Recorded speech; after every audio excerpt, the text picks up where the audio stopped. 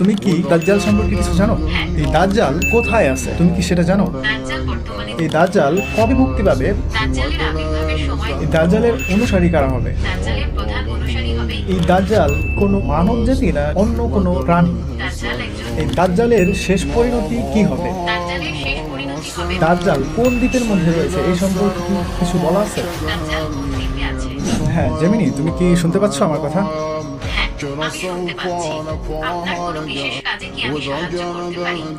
হ্যাঁ, আমি তোমাকে কিছু প্রশ্ন করব আজকে, তবে তার আগে আমি আমার দর্শকদের একটু স্বাগতম জানাই। তুমি একটু অপেক্ষা করো, কেমন? অবশ্যই আমি অপেক্ষা করছি। দর্শকদের স্বাগতম জানানোর পর আপনি আমাকে প্রশ্ন করতে পারেন। আচ্ছা, এআই কি দাজ্জাল সম্পর্কে জানে? আসলে আমরা আজকে এআই কে দাজ্জাল সম্পর্কে জিজ্ঞাসা করে দেখি যে এআই কতটুকু দাজ্জাল সম্পর্কে জানে।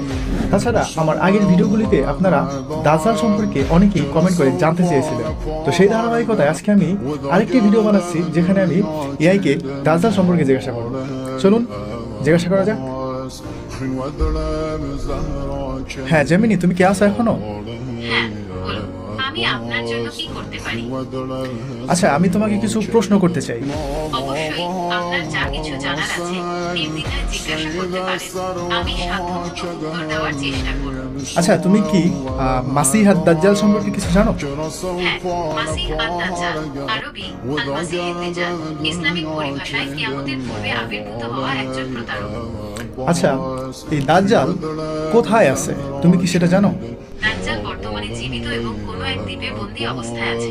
তবে এই দ্বীপের সঠিক অবস্থান সম্পর্কে কারো জানা নেই। হাদিসে তার আবির্ভাবের কিছু লক্ষণ ও স্থানের কথা বলা হয়েছে, কিন্তু নির্দিষ্ট করে কিছু বলা হয়নি। আচ্ছা, সে যে কোন একটা দ্বীপে আটকা আছে, এটা কে বললো বা হাদিসে কি কোথাও লেখা আছে?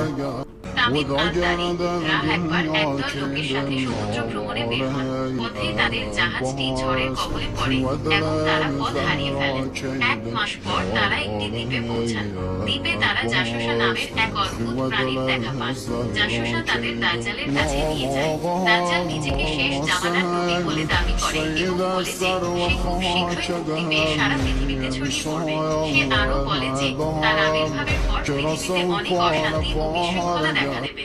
আচ্ছা, এই দাজ্জাল সে কি কোনো মানব জাতি না সে কোনো অন্য কোনো জাতি বা প্রাণী? হাদিস অনুযায়ী দাজ্জাল একজন মানুষ। তার শারীরিক কিছু বিশেষ বৈশিষ্ট্যের কথা হাদিসে উল্লেখ আছে যা অন্য মানুষের থেকে আলাদা, তবে সে জিন বা অন্য কোনো প্রাণী নয়। ওকে, আচ্ছা, এই দাজ্জাল এর জন্ম কখন হয়েছিল? হাদিসে দাজ্জালের দেখা পাওয়ার কিছু ঘটনা আছে, তাই এটা ধরে নেওয়া যায় যে তার জন্ম অনেক আগেই হয়েছে। আনুমানিক দাজ্জাল কোন দ্বীপের মধ্যে রয়েছে এই সম্পর্কে কি কিছু বলা আছে? হাদিসে নির্দিষ্ট করে বলা নেই দাজ্জাল কোন দ্বীপে আছে, তবে কিছু বর্ণনায় ইয়ামানের কাছাকাছি কোনো এক দ্বীপের কথা বলা হয়েছে। আবার কারো মতে এটি লোহিত সাগরে অবস্থিত কোনো দ্বীপ, তবে এর সঠিক অবস্থান আল্লাহ তাআলাই ভালো জানেন। আচ্ছা, এই দাজ্জাল সে কবে মুক্তি পাবে? এবং এই যে বর্তমান যুগটা চলতেছে 21 শতাব্দী, তো এই 21 শতাব্দীর মধ্যে কি দাজ্জালের আবির্ভাব হওয়ার কি কোনো সম্ভাবনা আছে? হাদিস বা কোরআনে কি বলে? দাজ্জালের আবির্ভাবের সময়কাল সম্পর্কে নির্দিষ্ট করে কিছু বলা যায় না, তবে হাদিস অনুসারে কিয়ামতের আগে কিছু বড় নিদর্শন প্রকাশ পাবে, যার মধ্যে দাজ্জালের আবির্ভাব অন্যতম। এই নিদর্শনগুলো এখনো প্রকাশ পায়নি, তাই দাজ্জালের আবির্ভাবের সময়কাল সম্পর্কে নিশ্চিতভাবে কিছু বলা সম্ভব নয়। আচ্ছা, দাজ্জাল কোথা থেকে বের হবে? সেই জায়গাটা কোথায়? বিভিন্ন হাদিস থেকে জানা যায় দাজ্জাল মূলত খুরাসান নামক অঞ্চল থেকে বের হবে, তবে তার আত্মপ্রকাশের পর সে সারা পৃথিবীতে ছড়িয়ে পড়বে। এই দাজ্জালের অনুসারী কারা হবে? হাদিস অনুযায়ী দাজ্জালের প্রধান অনুসারী হবে ইহুদিরা। এছাড়া কিছু দুর্বল ঈমানের মুসলিম এবং নারীরাও তার অনুসারী হবে। দাজ্জালের মিথ্যা অলৌকিকতায় বিভ্রান্ত হয়ে তারা তার অনুসরণ করবে। দাজ্জালের কি কি আউলিকতা থাকবে যেটা দেখে মানুষ তাকে ঈশ্বর বলে বিশ্বাস করবে? দাজ্জালের কিছু অলৌকিক ক্ষমতার কথা হাদিসে উল্লেখ আছে, যেমন সে মৃত মানুষকে জীবিত করতে পারবে, আকাশ থেকে বৃষ্টি বর্ষণ করতে পারবে এবং ভূমি থেকে ফসল উৎপাদন করতে পারবে। এই ক্ষমতাগুলো দেখে অনেক মানুষ তাকে ঈশ্বর বলে বিশ্বাস করবে। আচ্ছা, এই দাজ্জাল সে পৃথিবীতে কতদিন পর্যন্ত থাকবে? হাদিস অনুযায়ী দাজ্জাল পৃথিবীতে 40 দিন অবস্থান করবে। তবে এই 40 দিন সাধারণ দিনের মতো হবে না।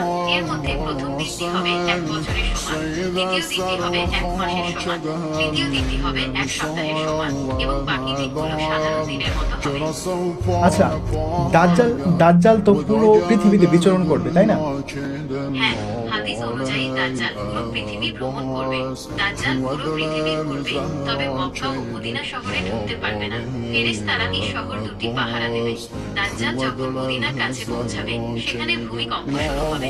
তখন ভয় পেয়ে তার অনেক অনুসারী মদিনা ছেড়ে পালাবে। এই দাজ্জালের শেষ পরিণতি কি হবে? এই দাজ্জালের ফিতনা শেষ কিভাবে হবে? দাজ্জালের শেষ পরিণতি হবে হযরত ঈসা আলাইহিস হাতে মৃত্যু। হাদিস অনুসারে হযরত ঈসা যখন দামেস্কের পূর্ব দিকে ভাদা মিনারের কাছে অবতরণ। দামেস্ক হল সিরিয়ার রাজধানী। এটি পৃথিবীর প্রাচীনতম শহরগুলোর মধ্যে অন্যতম। এই শহরের পূর্ব দিকে একটি সাদা মিনার আছে, যা ঈসা আহের মিনার নামে পরিচিত। হাদিস অনুসারে হযরত ঈসা এই মিনারের কাছেই অবতরণ করবেন।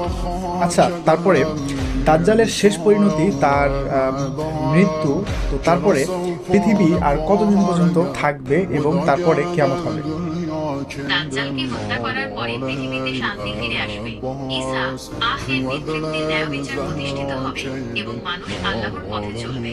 তবে এই শান্তি চিরস্থায়ী হবে না। কিয়ামতের আগে আরো কিছু ঘটনা ঘটবে। ইয়াজুজ ও মাজুজ নামের এক জাতির আবির্ভাব ঘটবে। তারা পৃথিবীতে ধ্বংসযজ্ঞ চালাবে। এরপর ঈসা আহের দোয়ায় আল্লাহ তাদের ধ্বংস করে দেবেন। তারপর কিছু বছর শান্তি বজায় থাকবে। এরপর পশ্চিম আকাশে সূর্য উঠবে, যা কিয়ামতের নিকটবর্তী হওয়ার লক্ষণ। আচ্ছা, ঠিক আছে, তোমাকে অনেক ধন্যবাদ। আর এই ইয়াজুজ মাজুজ নিয়ে আমি একটি ভিডিও বানিয়েছি, এটি পড়বে, আমি ডেসক্রিপশনে লিঙ্ক দিয়ে দেবো, আপনারা সেই ভিডিওটি দেখতে পারেন। এই ছিল আমার আজকের জিজ্ঞাসা এআইকে দাজ্জাল সম্পর্কে।